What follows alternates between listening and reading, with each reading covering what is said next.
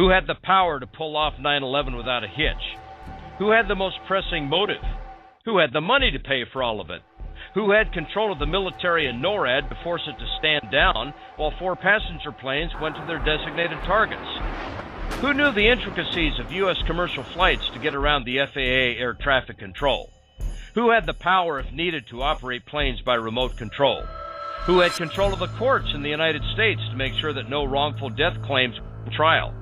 Who had control of disposal so that all the steel girders of the Twin Towers were shipped to China before they could be chemically analyzed? Who had the power to control the NYPD and the NYFD? Who had the power to allow dozens of suspects to escape to foreign countries, especially Israeli suspects? Who had the technology to bring down steel-girded buildings built to withstand forces much greater than aberrant planes and nominal fires? Who had the advanced computer knowledge to coordinate the attacks? Who had the state-of-the-art knowledge about explosives and detonators? Who had control of the press and media to curtail investigations? Who is the most familiar with and has political control over the city, New York, at which the attacks took place? Who has a history of unprovoked attacks or even false flag operations, some of which have been directed at the United States? Who has a network of spies operating in the United States that could facilitate the attacks? Who has personnel in almost every sector of the American federal government to create a massive cover-up? And lastly, as any detective would ask, who benefits? Who benefits, cui bono, from the attacks? Israel had the motive, the power, the money, the influence, the technology, the terrorist history, and most of all, was the only one who benefited from 9/11. Benjamin Netanyahu, who admitted in an off-guard moment that, quote, "We're benefiting from one thing, and that is the attack on the Twin Towers and the Pentagon, and the American struggle in Iraq. These events swung American public opinion in our favor." The day after, Netanyahu said something even more incredible. In regard to the 9/11 attacks, he said, quote, "It's very good. It's very good."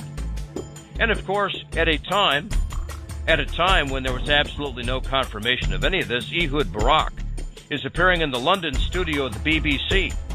And before any evidence of specific culpability was found in regard to what happened on September 11th, Ehud Barak is calling on that same day on the BBC for a war on terror and for U.S. military intervention in Afghanistan. Bin Laden sits in Afghanistan. There is a source of who else terror. do you identify, though? Because we're not saying he's responsible for this necessarily. No, we don't say that he's necessarily responsible. What about the 4-part Fox News story by Carl Cameron, talking about these Israeli individuals, Israeli spies, Israeli operatives that had been at work in the U.S. in the days leading up to 9/11. The first part of the investigation focuses on Israelis who say they are art students from the University of Jerusalem and Bezalel Academy. What about the Israeli-based private communications company Amdocs? Amdocs, your destination of choice. Amdocs. What about the Israeli company Comverse Infosys, a subsidiary of an Israeli-run private telecommunications firm? Investigators within the DEA, INS, and FBI have all told Fox News that to pursue or even suggest Israeli spying through Comverse is considered career suicide. Between Amdocs and Comverse Infosys, what was possible? What was possible in terms of Israeli electronic monkey business in this country prior to and during 9/11? Why is it that the FBI office in Quantico, Virginia, despite all of the Israeli spy operations going on in this country, up to and including the infamous Pollard spy case and the more recent IPAC spy cases, continues to award official business involving American intercept equipment for the FBI to this Israeli company, Comverse? Why is this, folks? And why is it? Why is it that as we look through what happened specifically on 9/11, that we come through with all kinds of very, very disquieting and disturbing information that does not fit the official story? Larry Silverstein, the Jewish leaseholder of the Twin Towers and Building 7, the money that he made just obtaining the lease for the Twin Towers just 10 weeks before 9/11, doubling the insurance, and subsequently collecting billions, thanks to a Jewish judge by the name of Michael B. Mukasey, who oversaw the litigation. Why wasn't Silverstein present on the morning of 9/11? And so that particular morning, my wife, God bless her, had made an appointment for me at the doctor. In his usual location in the Twin Towers. Why were his 2 children who worked in those Twin Towers not there that day? Why are other Jewish Zionists connected with the Twin Tower complex all missing on 9/11? Frank Lowy, Louis Eisenberg, Ronald S. Lauder, Julius Kroll, and Jerome Hauer. And what about Jerome Schallman of Powerlock Technologies? In fact, was contracted with to remove the 250 tons of steel girders from Ground Zero prior to any legitimate investigation of those steel girders, and to take the proceeds of this catastrophe off to China. To be honest with you, we arrived on late Monday night and went into action on Tuesday morning. And then there's Philip Zelikow. Who is this guy? He's a citizen of the state of Israel, and yet he wrote the United States government's official report on 9/11.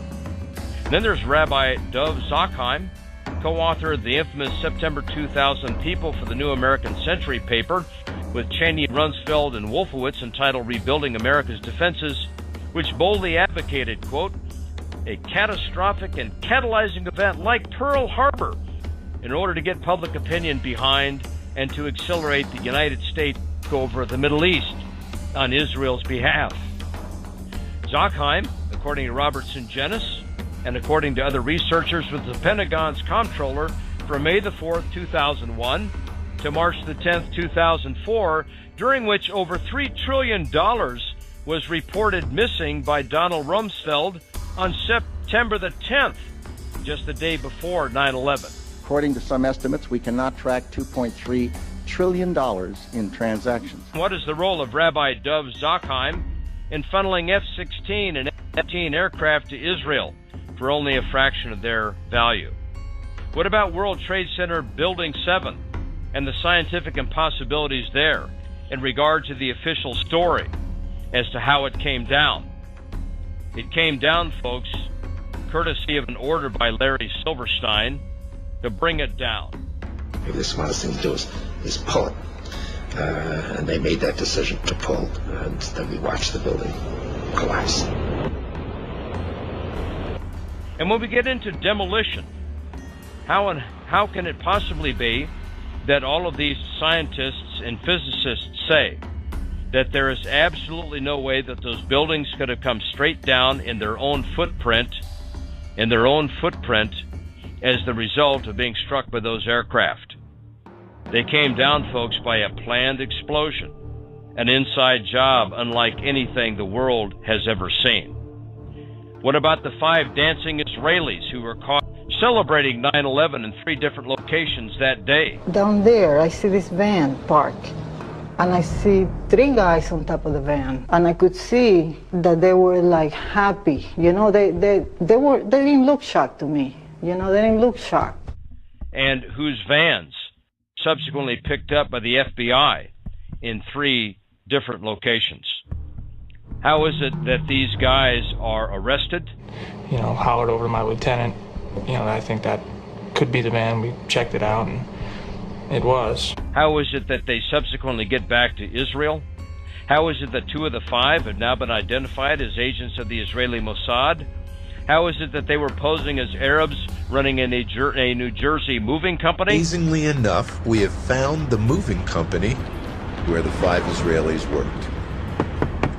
Was this building being used as a front for some kind of Israeli intelligence operation that possibly was doing surveillance on the Arab American community? Were there men celebrating or slapping 5s or whatever? How is it that only the Bergen Record in Palo Lima, New Jersey reports all of this, while all of the activities of these men are ignored? Their Mossad connections, The fact that they were carrying multiple passports, thousands of dollars in cash, and tested positive for explosives. And that we're talking about vans linked up to these jaybirds seized near the Lincoln Tunnel and the George Washington Bridge. 2 suspects are in FBI custody after a truckload of explosives was discovered around the George Washington Bridge. And a third van found on King Street between 6th and 7th. How is it that this Urban Moving Systems, supposedly an Arab company, turns out to be a Mossad front? A Mossad front. And that the Kurtzberg brothers, Paul and Sivon Kurtzberg, were the 2 Mossad agents among the 5 that were arrested. All of this, folks, is available online, including the original police communications conversations. It's a big truck with a mural painted of an airplane diving into New York City and exploding. How is it that all of this happens? How is it that these individuals end up being deported? Deported by Michael Chertoff, later to become our first Homeland Security chief, who at the time was the Jewish head of FBI activities related to the investigation of these men. And how is it that 3 of these men, Oded Elner, Omer Marmari, and Yaron Shemuel, without the Kurtzberg, suddenly appeared on Israeli television in November of 2011, with Elner taking the lead and saying, quote, "Our purpose was to document the 9/11 event." The fact of the matter is, we are coming from a country that experiences terror daily. Our purpose was to document the event. Our purpose was to document the event. This documents, folks, documents that Israel had prior knowledge of these attacks. Those 5 men arrested are just the tip of the iceberg. Fox News and Carl Cameron had reported that a total of 200 Israeli spies were arrested in this country between 2000 and 2001. Federal officials this year have arrested or detained nearly 200 Israeli citizens suspected of belonging to a, quote, organized intelligence gathering operation. The largest spy ring ever uncovered in the United States. In the United States. The Atlantic Journal-Constitution had an article in November of 2001 entitled "Israeli Caught Up in Terror Sweep," stating that immediately after 9/11, over 90 Israelis were arrested in this country for espionage. Since September 11th, more than 60 Israelis have been arrested or detained. Evidence linking these Israelis to 911 is classified. I cannot tell you about evidence that has been gathered. It's classified information. The Washington Post reported that some of those Israelis were arrested in connection with the 9/11 investigation. And yet all of the leads have suddenly dried up.